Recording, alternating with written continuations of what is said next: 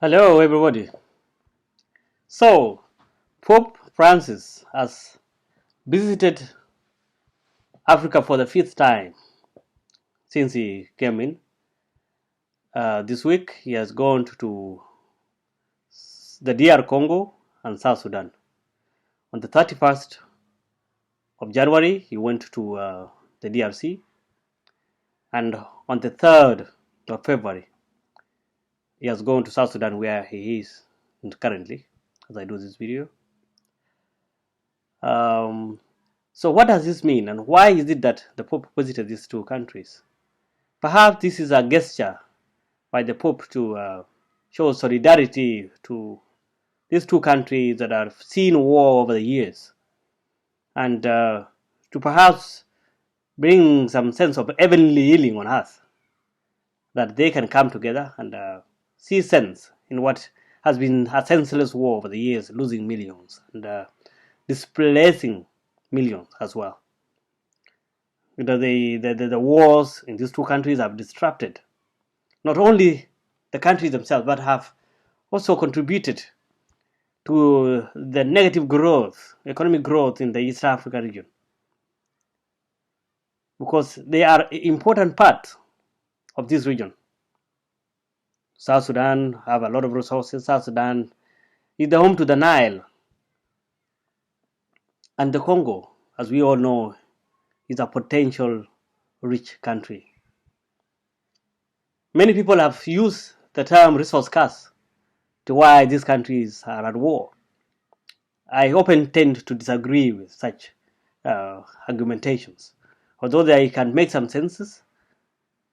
But we also see countries that have resources that are not fighting. So why only the Congo and South Sudan, and why only countries as such that will keep fighting? So this is a concern not only to the Pope, but everybody who is from the region. And I, as someone from there, and as having a South Sudanese who have been affected by this war over the years, and who are born in this war, we see that it is a high time that we participate in events as such when they happen, and really give us an analysis and participate, so that the world does not analyze for us, but we also have to be the one analyzing these events. So is this the first time that a Pope has visited the Congo and South Sudan? The answer is a no. In 1980 and 1985, Pope John Paul II visited the Congo. He also visited the Sudan, then it was the same country, in 1993. Remember, these countries have been at war. And for the same reason that Pope John Paul visited, Pope Francis is also visiting today in 2023. So why is it that when the Pope visited for the first time in the 1980s in the Congo and 1990s in South Sudan, in the Sudan, whatever was discussed never materialized, especially in the Congo? In the Sudan, we can say that it materialized because at least South Sudan got independence. Perhaps people became serious with the peace negotiations. As we know them in South Sudan, there have been so many peace negotiations that have been broken over the years. Abel Ariel called them so many peace agreements dishonored.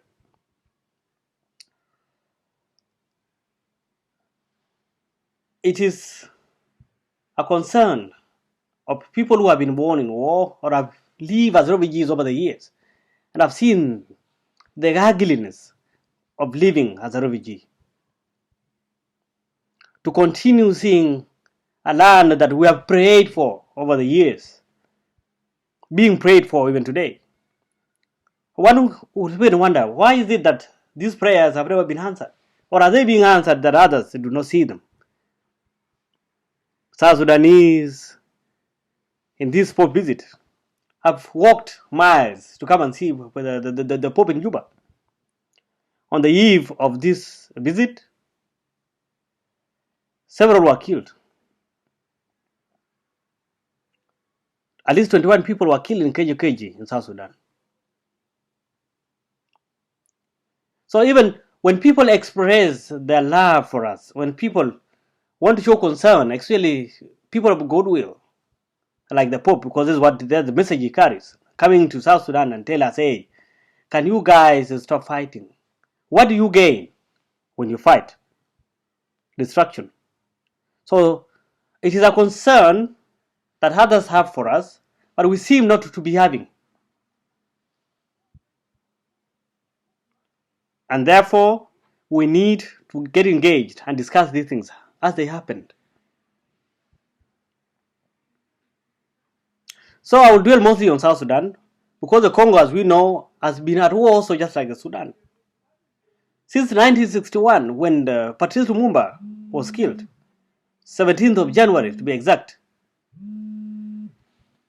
17th of January to be exact.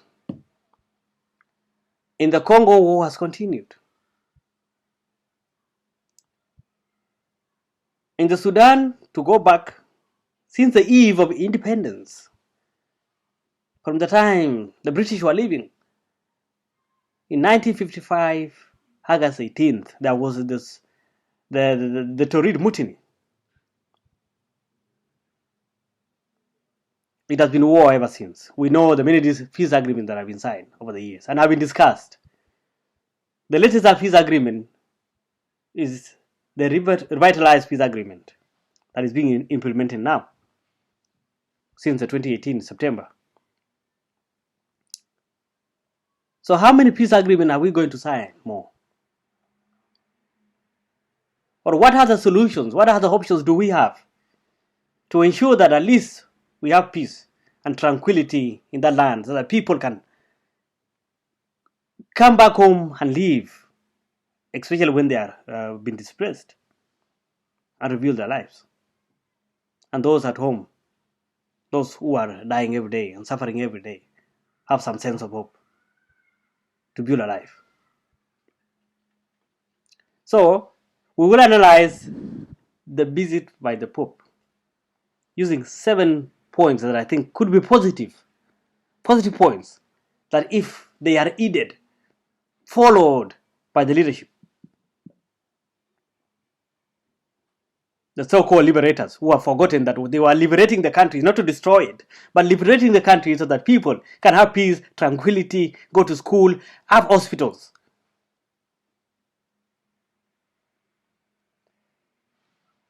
So there is a lot of expectation on the visit of the Pope. This is the first thing. A lot of expectations. People have walked miles. People are singing, like they have done over the years, singing to God and praying for heavenly intervention. So the end of the conflict is what everybody is hoping for. That people should stop fighting. South Sudanese should stop fighting and live together in tranquility and in harmony. So the first thing that the visit of the Pope is expected to do is to somehow go into the heart of these the so-called liberators, as several commentators have put them, to come down and see sense in them. That if they are fighting over positions or whatever it is that people have expressed, but which I think is not about positions, it is about the inequalities that are being generated and the feeling of sidelining other communities within the nation.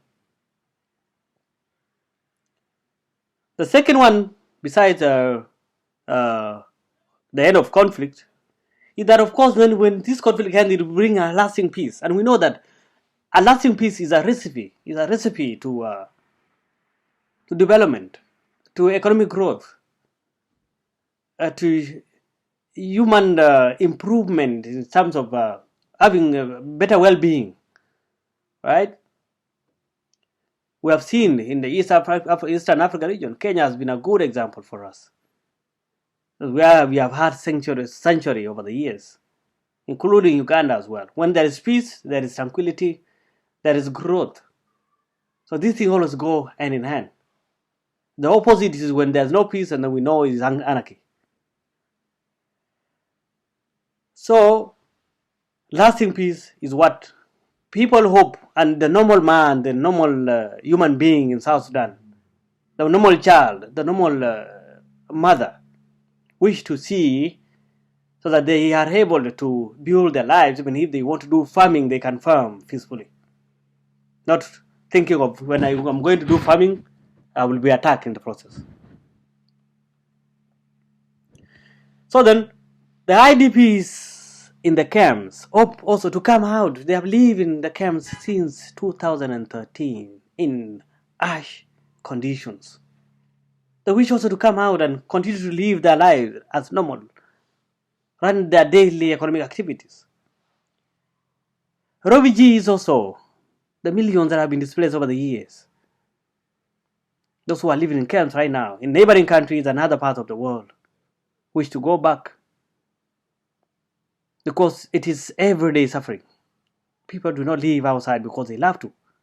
They will want to go back to their land and contribute to its development. Those who have gained skills could go back and use this to improve the nation. So the other thing that brings about expectations is that there may be an end to corruption. We have seen that over the years, corruption has crippled this young nation, which depend solely on oil. Because other sectors, like the agricultural sector, have never been given an opportunity to thrive. Other institutions have never been given a chance to develop so that there can be changes to support the oil sector. And when the oil money comes, we know where it goes to. It goes to B8s, buying big cars from wherever you can import them. Nothing impactful we have been seen of the money that South Sudan has from its resources. So we hope that corruption, which is the other danger crippling the nation, could end. And this is the hope also of other South Sudanese, of many South Sudanese, that the Pope coming, because as a moral authority, the Pope can speak up on these things. Over the years, the church has kept quiet in South Sudan. They have been reduced to only praying, and they will come and pray for these politicians when they come to their churches. They pray offerings, and they will speak up. The few who speak up, we know what happened to them. So, apart from this, an end to corruption, then there is a hope that since the Pope has come to speak up on all the things that are ailing and disturbing the South Sudanese, the ills, is that there will be an atmosphere of openness where the civil society can be given an opportunity also to thrive and keep the government on check. And also other opposition groups, people who are on the opposition, can also speak up, and that they will not fear of attacks, of arrest, of being killed, and all these other things that happen to people who speak up when they see ills and bad things happening. Because this indeed is what is going to drive the government, the country forward. When anyone can speak up and ask, why is it that we do not have schools? Why is it that we do not have good hospitals? Why is it that there are no roads connecting the country? Why is it that other people are killed every day and not others? Why is it that we keep regressing, going backward instead of going forward?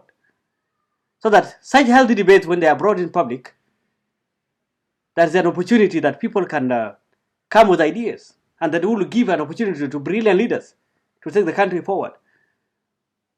So this is also a hope that South Sudanese, that's why they are ululating and celebrating for several days now that the Pope has come. They hope to see this. An open society where the civil society and other opposition groups can speak up, including the church, can speak up and put check and balances on the government. And finally, there is also the hope that there will be a rebirth of the country itself, South Sudan. Do you remember, if you are a South Sudanese, when we voted? I remember very well, I voted. I was a refugee in Kenya when I voted. It was a great day. I remember that day I did not take any transport. I remember running from where I was living then to go and vote. It was joyous. You could not distinguish between which of the South Sudanese nations, because we have several nations in South Sudan, right? 64 nations. You could not distinguish who was who. It was an happy time. You do not care whether you are standing next to an Equatorian, somebody from Equatoria or from Northern Bargazal state, or it was somebody from Zande, somebody from Malakal, Or was it a Nuer or Dinka? It doesn't matter. It did not matter at the time. So then what happened, fellows? Were we waiting for an opportunity to come so that we can lynch and destroy ourselves? So that the vote was just a means of pretense. That let us vote and separate the country, and then come let us, anybody who will be on power the first time will try to destroy the other people.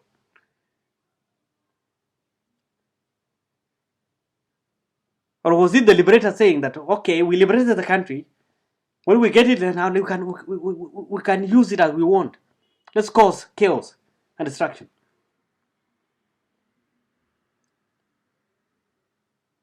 So these are debates that we must have.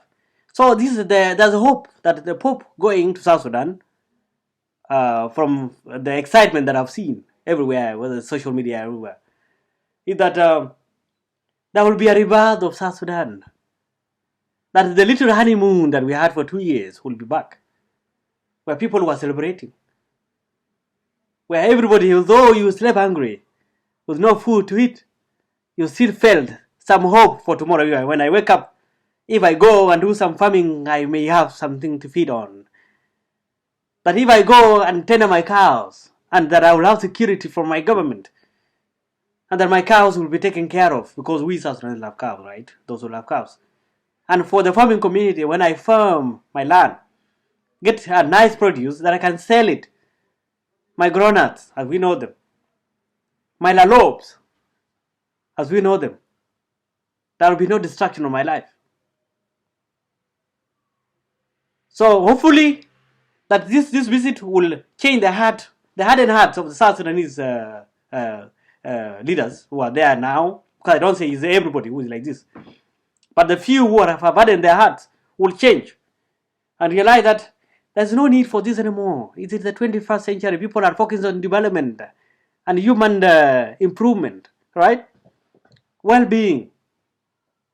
We should not be crying every day. We should not be producing refugees. We should be producing economically and export goods, not refugees. We have been exported over the years. As I talk to you, I live outside. It is hurting. You know, I cannot lecture you or tell you how refugee lives or living as a refugee is a challenge. You know it. So then, what could be, we have seen the positives that could come up, because we're doing an analysis here. We have seen the positives that could come up with this gesture of the Pope's visit. But what are the things that may not be positive? Could there be things that may hinder progress? Well, if you remember, sometime in 2019, 2018, you will check it up to place it rightly. The leaders of South Sudan also were invited to Rome by the Pope for them to have peace and try to make them come together as brothers and sisters and see sense in what was going on. What have we seen since then? A lot of fighting. In an act, the Pope kissed the feet of these leaders. For me, I saw that offensive. I do not know what your opinion was on this. I know when you kiss the feet, it is an act of the feet, the feet of someone, like Jesus did in the Bible. It was an act of showing humility and servanthood. Perhaps the Pope wanted that as a good gesture. That's what he really wanted. But indirectly, I feel that what the Pope did not see, or the people did not see at the time, was that it was wrong to kiss the feet of the South Sudanese leaders. Because they will not see that they have done anything wrong. For them, it was an affirmation of the thing that they have been doing, that they have been doing the right thing. Although people have been dying in front of them. And they've been causing this dying and death of our people. So if you kiss their feet again, it seems like they are being affirmed, right? That they are being worshipped. Because this is what they basically accuse, what they want. They want to be worshipped in South Sudan. That's why they will not allow open discussion, debates, open debates. So I feel that was not a very good act. And we can see even after the kissing of the feet, a lot of people have died. A lot of fighting has continued, right? In several places. The so-called Kidgwang group coming up, right? And we have seen a lot of groups now, to an extent where people are suggesting that perhaps the country should think of maybe having different other nations within it, if there can not be any cohesion. So the kissing of the feet was not really a good gesture. And so continuing on that trajectory, this visit also could also mean that the Pope is affirming to these leaders that God has somehow blessed them, because what most of them believe that God has called them to become leaders, and that when they actually kill people, it's like it is a God calling for them to correct. That when people live in UNIMIS camps, as it is now in IDP camps all over South Sudan, like it is a normal thing.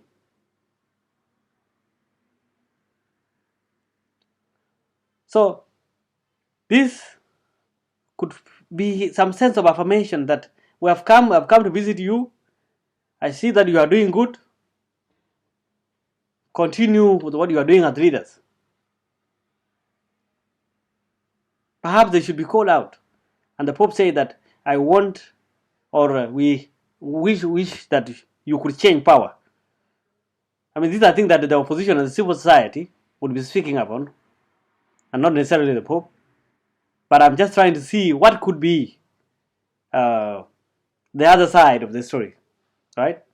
If the positive side will not work, what could be the reasoning of these other guys, the leaders? Perhaps the leaders are even excited that the Pope has come. Maybe it will come with some goodwill resources that they will use and divide among themselves, because there's no development that will go to South Sudan. Right? Not now, with that current crop of leaders. You give them money, the first thing they think about is, let's divide it among ourselves. Instead of let's build a road, instead of let's build a school, let's improve a university. Think about the future. Ladies and gentlemen, what do you think about the Pope's visit to South Sudan?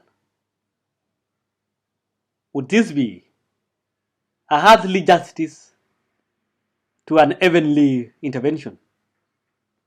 This is a question that I leave for you. Leave your comments below. Let's keep thinking and debating on this. I'm happy to hear your suggestions and your comments and your views on this,